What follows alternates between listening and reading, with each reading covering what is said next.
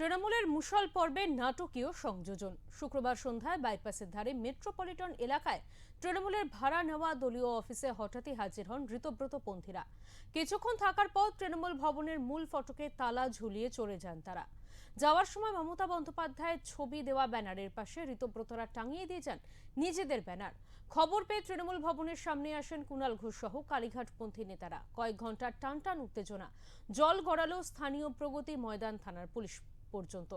পুলিশের কাছে অভিযোগ জানান কুণাল ঘোষ, মদন মিত্ররা। আপাতত এই দৃশ্যে পর্দা নামলেও কুণাল সহ কালীঘাটের তৃণমূল নেতৃত্ব বুঝিয়ে গেলেন লড়াই হবে সমানে সমানে। পার্টি অফিসের দখল সহজে পাবেন না বিদ্রোহীরা।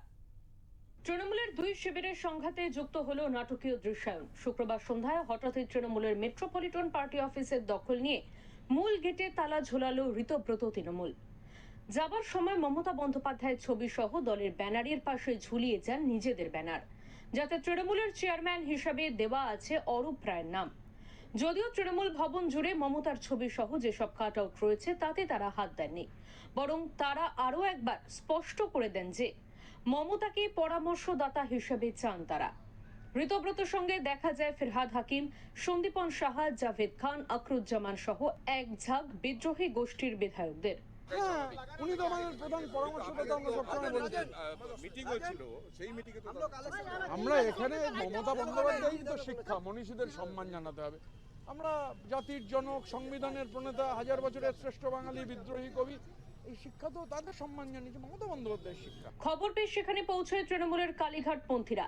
তারপর কয়েক ঘন্টা পুলিশের সঙ্গে আলোচনা করেন কুণাল ঘোষ, বৈশানর চট্টোপাধ্যায়, মদন মিত্র, যুব নেতা মৃত্যুঞ্জয় পাল সহ নেতা নেত্রীরা।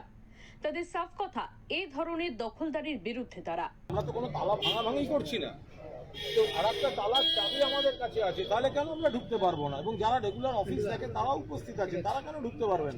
তো তারা আবার আলোচনা করতে গেছে। এখন পুলিশ যদি র্যাব নামিয়ে সেন্ট্রাল ফোর্স দিয়ে আটকে রাখে, তাহলে তো আমরা কোনো অশান্তি বা মারামারি করতে যাবো না। আমরা অনুরোধ করতে পারি, তালা ভাঙার মধ্যে আমরা নেই, আমরা কোনো দায়িত্বজ্ঞানহীন কাজ করব না। তারা নিজেদের এলাকায় ঢুকতে পারছে না, মানুষের কাছে যেতে পারছে না। সন্ধ্যেবেলা এসে কখন কার বিজেপি নেতার বাড়ি, কখনো এসে এখানে তৃণমূল ভবনে এইসব তারা করছেন। এটা আমাদের কাজ। দলীয় শীর্ষ নেতৃত্বকে জানালো, আমরা দলীয় শীর্ষ নেতৃত্বকে সেটা জানিয়ে দিচ্ছি। বাকি রিকোয়েস্ট করেছি, দেখি ওনারা কি বলেন। ক্রমেই ভিড় বাড়তে থাকায় ঘটনাস্থলে আসে কেন্দ্রীয় বাহিনী। ঘটনাস্থলে অনেক দলীয় কর্মী সমর্থকেরাও ছিলেন, ফলে পরিস্থিতি উত্তপ্ত হতেই পারত, কিন্তু তা সামনে থেকে সামাল দেন কুণাল ঘোষ। শেষ পর্যন্ত কুণাল ঘোষ সহ মমতাপন্থীরা গেলেন প্রগতি ময়দান থানায়। সেখানে গিয়ে এক প্রস্থ আলোচনা করলেন পুলিশের সঙ্গে। এর আগে চন্দ্রিমা ভট্টাচার্য পার্টি অফিস সংক্রান্ত যে নথিপত্র থানায় জমা দিয়েছিলেন সেগুলি খতিয়ে দেখা হয়। এমনকি যারা তালা লাগিয়েছেন তাদের বিরুদ্ধে পুলিশের কাছে অভিযোগ জানালেন কুণাল, মদনরা।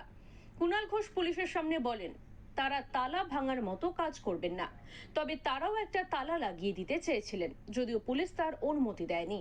এমনকি অন্য যে দরজাগুলোর চাবি আছে তাদের কাছে, সেখান দিয়ে অফিসে প্রবেশ করার অনুমতিও দেওয়া হয়নি।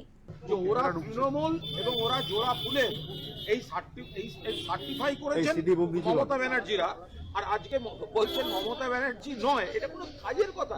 এই ধরনের কাজকর্মগুলো যাদের অঙ্গুলি হেননে হচ্ছে, অন্য সাপোর্ট নিয়ে হচ্ছে, কিছু নেতা বিজেপির হাতে তামাক খেয়ে নিজেদের এলাকায় যাচ্ছে না, এলাকার মানুষকে একটা সার্টিফিকেট দিতে পারছে না, এলাকার কর্মীরা বিপদে পড়লে যাচ্ছে না।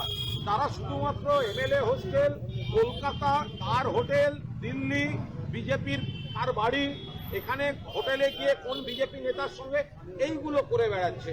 কলকাতার মেট্রোপলিটনের এই কার্যালয় ঘিরে বিগত কয়েকদিন ধরে জটিলতা তৈরি হয়েছে। যে ভবনে তৃণমূলের এই প্রধান কার্যালয়টি ছিল তার মালিক মনতোষ সাহা, যিনি মন্টু সাহা নামেই পরিচিত। মন্টুর মালিকাধীন মডার্ন ডেকোরেটিং ভোটের আগে সমস্ত তৃণমূলের সমস্ত কর্মসূচিতে মঞ্চ বাঁধার বরাত পেত। এমনকি ধর্মতলায় 21শে জুলাইয়ের প্রশস্ত মঞ্চটিও তৈরি হতো মডার্ন ডেকোরেটিং এর। ভোটের ফল বেরোনোর পর অবশ্য মন্টু আর তৃণমূলের সম্পর্কের রসায়ন বদলে যায়। তৃণমূলকে ওই ভবন ছাড়তে বলেন মন্টু। তিনি দাবি করেন যে বারবার বলার পরেও ওই ভবন খালি করছে না তৃণমূল। শুক্রবার সেই মন্টুর সঙ্গে যোগাযোগ করে প্রধান কার্যালয়ের দখল নিল ঋতব্রত শিবির। সব মিলিয়ে দলীয় কার্যালয় দখল নিয়ে আগামী দিনে যে আরও নাটকীয় পরিস্থিতি অপেক্ষা করছে তার স্পষ্ট আভাস পাওয়া গেল। ব্যুরো রিপোর্ট, ওঙ্কার বাংলা।